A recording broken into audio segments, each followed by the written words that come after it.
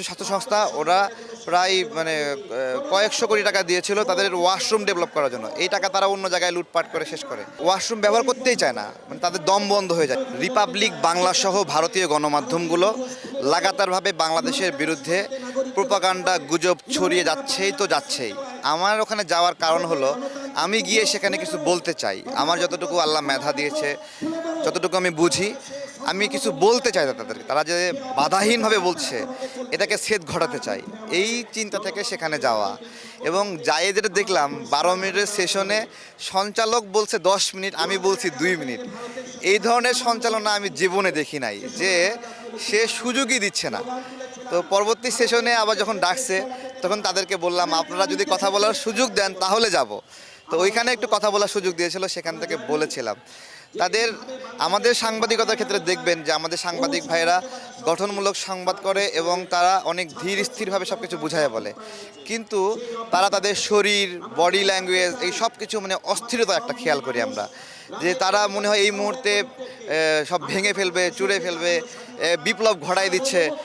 একজন সাংবাদিক তো বিপ্লবী না, তাই না? বাট তারা ওই রকম একটা আচরণ করে যে তারা মনে হয় বিপ্লব করতেছে বাংলাদেশের বিরুদ্ধে।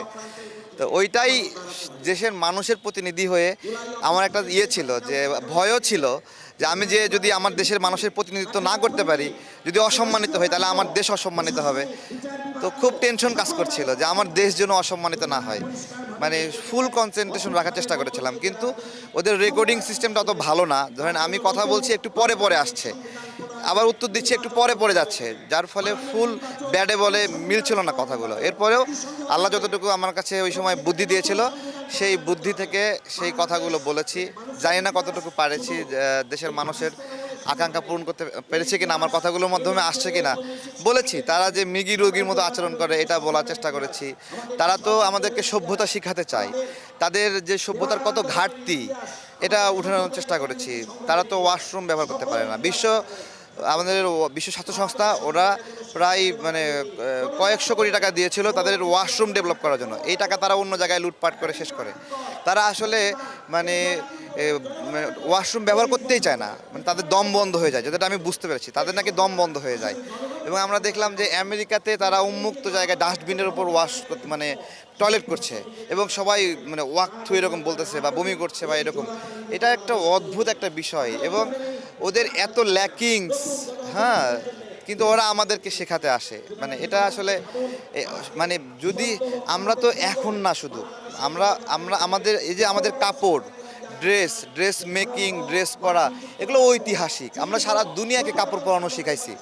আমাদের মসলিন নিয়ে রোমের সম্রাট বলেছিল তোমরা একটু বাংলাদেশ থেকে কম সম মসলিন শাড়ি কেনো, আমার সব স্বর্ণ ওখানে চলে যাচ্ছে। তো এগুলো আমাদের ইতিহাস ঐতিহ্য অনেক আছে।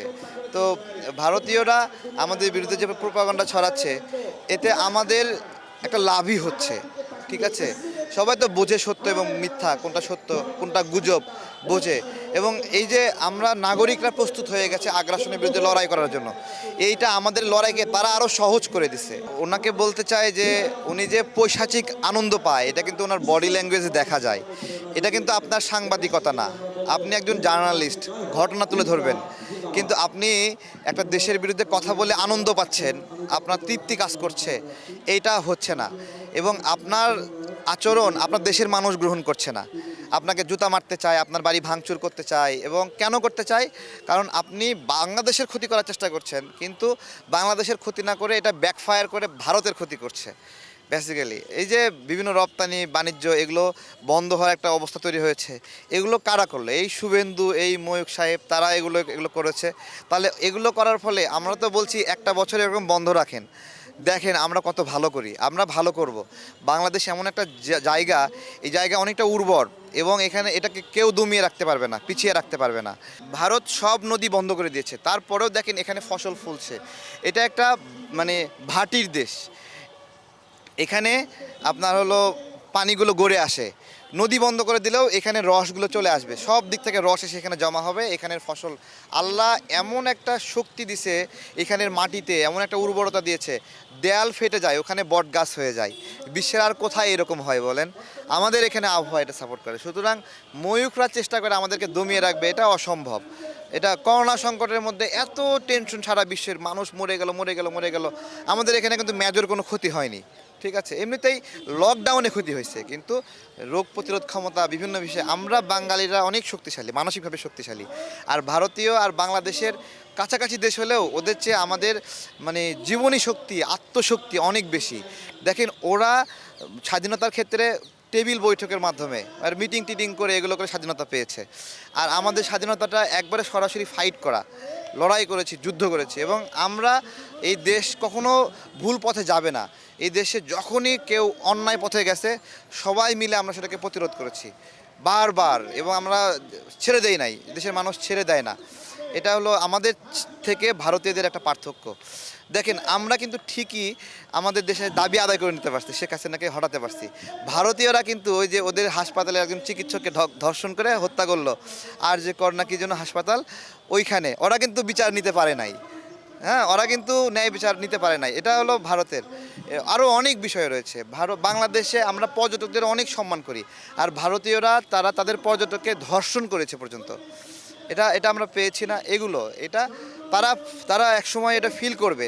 সারা বিশ্বের কাছে ভারতীয় জাতি একটা বাজে জাতি হিসেবে উঠে আসছে ধীরে ধীরে ধীরে ধীরে। এবং দেখেন অস্ট্রেলিয়া, কানাডা, আমেরিকা, সারা বিশ্বের মোড়ল জাতি, এই দেশগুলো কিন্তু তাদের রেড অ্যালার্টে চলে আসছে। তারা ভাবছিল যে ট্রাম্প আসলে তাদের সব, ট্রাম্প নিয়ে ওরা পূজা করা শুরু করে দিচ্ছে যে ট্রাম্প ওদের রক্ষা করবে, কিন্তু সেই ট্রাম্পও এখন নানা মানে বিধিনিষেধ দিচ্ছে, বাধা দিচ্ছে তাদের ক্ষেত্রে। এটা তারা খুব ভালো ফেস করবে সামনে।